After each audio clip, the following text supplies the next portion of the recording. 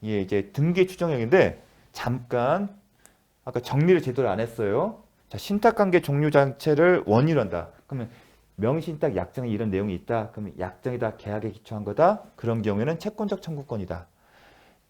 명의신탁 해지가 되면 물권행위 유인수에 따라서 소유권이 복귀되죠. 그러면 신탁자는 소유권에 기초해서 소유권 이전 등기나 아니면 말소 등기를 청구할 수 있습니다. 이 경우에는 소유권에 기초하기 때문에 물권적 청구권이다. 종류 자체를 원인으로 이거는 약정이라는 얘기예요. 약정에 이런 내용이 있는 겁니다. 명의신탁 약정 이런 내용이 있는 겁니다. 자, 등기의 추정력. 이제 등기의 추정력을 무권들이 하면서 대리권 파트에서 하면서 간간히 언급을 했습니다. 그렇죠? 대리권은 추정이 된다. 근데 이제 등기 추정의 파트에서 이제 전체적으로 계획을 하는데 그럼 논의 실익이 뭘까? 이제 자습서 페이지 159쪽에 제가 몇 줄 적어 놓은 게 있습니다. 뭐 시험은 상관이 없지만 등기 추정력이 어떤 의미인지를 이 몇 줄 안에 다 담겨져 있습니다. 어떠한 등기가 있으면 그에 대응하는 실체적인 권리관계, 만약에 권리자 항에 소유권자, 저당권자, 지상권자 써 있으면 그러한 권리가 있는 것으로 추정되는 효력이 인정되는데 이는 등기 명의인에게 소송상 유리한 지위를 부여하게 된다. 뭔가 감이 오십니다. 등기 명의인에게 소송상 유리한 지위를 부여한다. 즉 등기와 양립할 수 없는 사실을 주장한 사람에게 증명책임이다. 즉 등기의 추정력을 인정함으로써 등기와 양립되지 않는 사실을 주장하는 사람에게 증명책임을 부여하는 겁니다. 등기 추정력은. 근데 이 등기 추정력이 법률에 등기 추정력이 있다는 법률 규정이 없어요. 사실 판례가 인정하고 있는 겁니다. 우리가 왠지 이 등기 추정력하면 법의 규정이 될 것 같은데 법의 규정은 없어요. 그럼에도 불구하고 판례는 등기 추정력 인정하는데 그 추정력 정도를 추정력에는 사실상과 법률상 추정력이 있는데 법률에 규정된 것과 같은 효력을 강력한 효력을 추정력을 주고 있습니다. 법률상 추정력. 자, 거기는 추정력이 있는데 그렇게 함으로써 왜 그렇게 인정할까? 이게 추정력을 인정한 실익입니다. 부동산 등기에 공신력을 인정하지 않는 우리 법제도 현실에서 즉 공신력을 인정하지 이거 공신력 인정하지 않는다고 했죠. 공신력을 인정하지 않기 때문에 뭐가 염려되죠? 거래 안전. 공신력을 인정하지 않는 공신력 인정하지 않는 우리 법제도 현실에서 거래 안전에 도움을 줄 수 있다는 겁니다. 결국은 증명 책임을 등기하고 양립될 수 없는 사실을 주장한 사람에게 부담시킴으로써 거래 안전을 도모하고 있는 것입니다. 그게 논의의 실익입니다. 그러면 등기 추정력. 자, 일단 본론에 들어가기 전에 전체적으로 등기 추정력. 그럼 등기된 게 뭘까? 추정력에 그러면 범위가 있을 거 아니겠습니까? 그러면 우리가 크게 물적 범위와 등기 추정력을 강학상으로 구분합니다. 인적 범위, 물적 범위. 인적 범위라면 이 등기를 제3자뿐만 아니라 등기를 공동 신청이잖아요. 등기를 한 당사자 사이에서도 주장할 수 있는지. 예컨대 매매면 매도인은 보통의 등기 추정력이 되면 매매를 넣어서 넘겨받은 매수인이 제3자에게 등기 추정력을 주장할 수 있냐 그런 문제 생각하시는데 그 경우뿐만 아니라 인적 범위에 관해서는 매매의 상대방이었던 매도인이다. 그러니까 매매의 상대방 아니면 매매 당사자에 대해서도 등기의 추정력이 인정되는지가 쟁점이 되는데 인정을 하고 있습니다. 그게 하나 핵심이다. 즉 등기 명의자는 제3자에 대해서뿐만 아니라 누구에 대해서도 전 소유자에게도 대해서도 이 표현이 있습니다. 인적 범위는 꼭 제3자뿐만 아니라 자신이 등기를 취득하는 관계에서 상대방에 대해서도 주장할 수 있다. 그걸 먼저 하나 기억을 해주십시오. 인적 범위와 관련해서는 그게 하나 나옵니다. 그거 위에는 나오는 게 없습니다. 그럼 물적 범위 이겁니다. 제가 계속 수업을 할 때 뭘 쓰죠? 순번, 등기 목적, 등기 원인이에요. 그 다음에 권리자면 만약에 이게 소유권, 물권 변동의 목적이 소유권 이전 등기면 소유자를 표현할 거고, 지상권 설정이면 지상권이고, 전세권 이전이면 지상권인 거예요. 이런 식으로 나올 거 아니에요, 물권자가. 이렇게 나올 텐데, 그러면 이 추정력, 등기의 추정이 뭐가 있을까? 첫 번째, 권리자. 이 권리자로 등재된 사람이 실체적 권리관계에 부합하는 권리를 가지고 있는 것이 추정이 된다는 거. 이건 이해될 겁니다. 소유자가 갑이면 이 사람이 소유자인 걸 주장되고, 소유자가 아니라고 주장한 사람이 이 사람이 소유자가 아니라는 것을 증명할 책임이 있는 겁니다. 그게 권리자에 대해서 권리 추정력인 겁니다. 이게 뭐다? 권리 취득 추정력이 있는 겁니다. 또 하나 생각할 수 있는 게 등기원이에요. 드러난 게. 근데 설명했어요. 적법한 등기 원인이 있는 것으로는 추정된다. 그러나 등기 원인에 해당하는 특정의 등기 원인, 예컨대 여기 등기 원인 쓰잖아요. 만약 매매, 증여를 쓰지 않습니까? 이 등기 원인에 해당되는 특정의 법률 관계까지 존재하는 것으로 추정되는 것은 아니다. 즉 적법하게 등기 원인이 있는 것은 추정되지만 더 나아가 구체적으로 등기 원인에 기재된 구체적인 법률 관계가 존재하는 것까지는 추정되지 않는다. 왜냐고요? 배웠잖아요.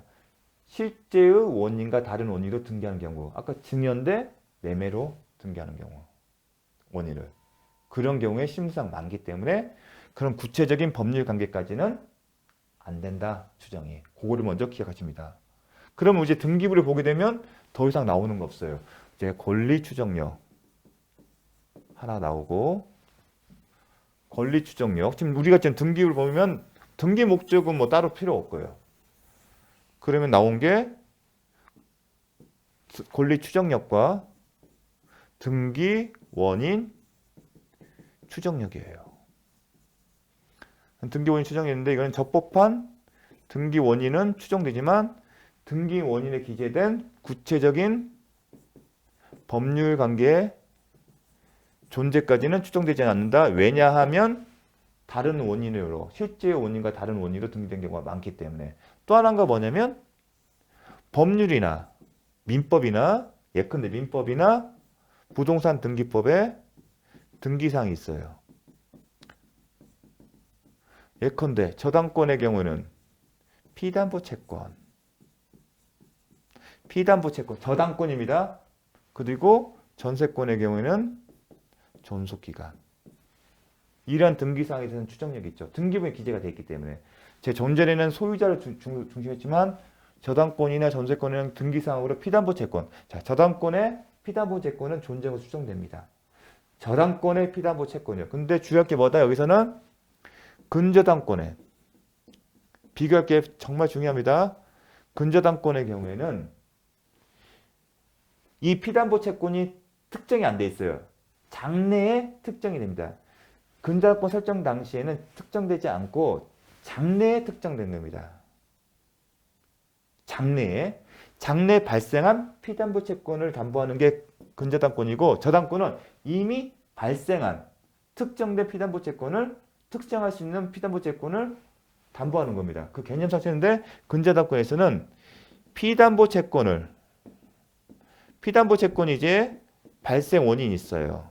피담보 채권을 발생하는데 그걸 뭐란다? 기본계약이라고 합니다. 나중에 배웁니다. 그리고 또 지문이 나옵니다. 기본계약에 대해서는 추정력이 없다. 정말 중요합니다. 우리가 이게 이미 물권법의 다른 파트에 있어서 상당히 중요합니다.